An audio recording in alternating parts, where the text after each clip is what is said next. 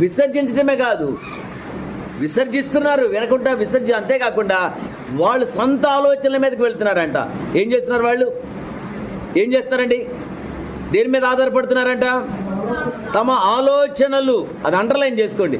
వాళ్ళు ఏ ఆలోచనల మీద ఉన్నారు? తమ సొంత ఆలోచనలు అవి.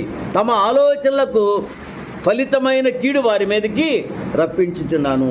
అంటే తమ ఆలోచనల మీదే ఆధారపడుతున్నారు. జ్ఞానేని సొలొమోను అంటాడు సామెతల గ్రంథంలో, నరుని హృదయంలో ఆలోచనలు ఏకములుగా పుట్టిన యెహోవా తీర్మానమే స్థిరం.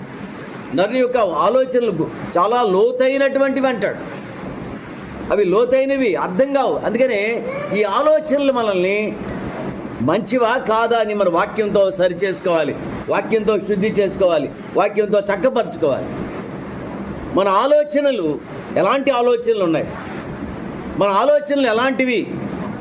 ఇక్కడ భూలోకం ఉన్నటువంటి మనుషులు, ప్రజలు ధర్మశాస్త్రాన్ని విసర్జించి దానికి బదులుగా తమ ఆలోచనల మీద ఆధారపడుతున్నారట. దేని మీద ఆధారపడాలి? ధర్మశాస్త్రం, దేవుని మాటల మీద ఆధారపడాలి. దేవుని మాటల ప్రకారం జీవించాల్సిన వాళ్ళు తమ ఆలోచనల ప్రకారం జీవిస్తున్నారంట, తమ ఆలోచనల మీద ఆధారపడుతున్నారంట.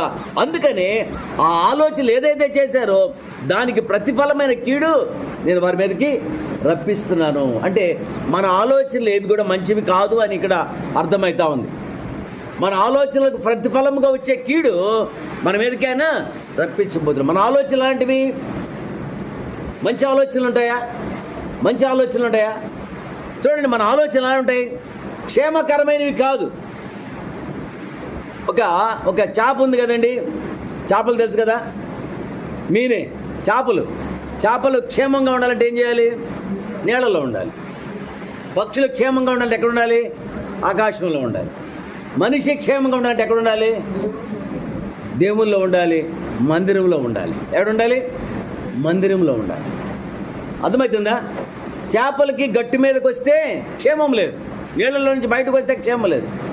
ఆకాశ పక్షులు ఆకాశం నుంచి కిందకు వస్తే, భూమి మీదకి వస్తే క్షేమం లేదు. మనం కూడా ఎక్కడ నివసించాలి? దేవుని మందిరములో, దేవుని వాక్యం ఉండే చోట, దేవుని సన్నిధి ఉండే చోట మనం నివసిస్తే మనకి క్షేమం. ఈరోజు మన ఆలోచనలు ఎక్కడ ఉంటాయి? లోకంలో ఉంటాయి. మన ఆలోచనలు ఎక్కడ ఉంటాయి? బయట ప్రపంచం మీద ఉంటాయి. మన ఆలోచన అంతా కూడా దేవుని మీద మన ధ్యాస ఉండదు, దేవుని సన్నిధిలో ఆయన ఇచ్చే మాటల మీద మనకు ధ్యాస ఉండదు. కాబట్టి మన ఆలోచనలకు తగినటువంటి ప్రతిఫలం, శిక్ష మనుషులు పొందుతున్నారు. నేను వారి మీదకి రప్పిస్తున్నాను. ఏమంటున్నాడు అక్కడ? ఏమంటున్నాడు ఆయన అక్కడ? వారి ఆలోచనల ఫలితమైన కీడు నేను వారి మీదకి రప్పించుచున్నాను. కాబట్టి వాళ్ళు ఏ ఆలోచనలు చేసి, ఏ చెడు ఆలోచనలు చేస్తున్నారో, దుర్మార్గపు ఆలోచనలు చేస్తున్నారో ఆ కీడుని వారి మీదకి రప్పిస్తున్నాను. చూసారా? చాలా జాగ్రత్తగా ఉండాలి, చాలా జాగ్రత్తగా ఉండాలి. మనకి నేను జ్ఞాపకం చేసుకున్నాం. మన గత వారంలో నేను చాలా విషయాలు చెప్పాను. ఈ వ్యక్తి కయ్యూను గురించి మనం జ్ఞాపకం చేసినప్పుడు చెప్పాను. ఆయనలో ఏమి కోల్పోయాడంట? నీతిని కోల్పోయాడు. ఏం కోల్పోయాడు? దుర్మార్గతకు కారణం ఏంటి? అన్యాయము, అక్రమము, అనీతి. దుర్మార్గతలోకి వెళ్ళిపోయాడు ఆయన. కారణం ఏంటి? నీతి మాలినవాడు. నీతి ఉండాలి మనకి.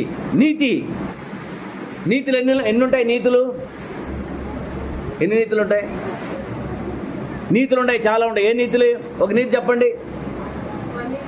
ఎస్ అమ్మా, థ్యాంక్ యూ. స్వనీతి, దుర్నీతి, వెరీ గుడ్. ఇంకా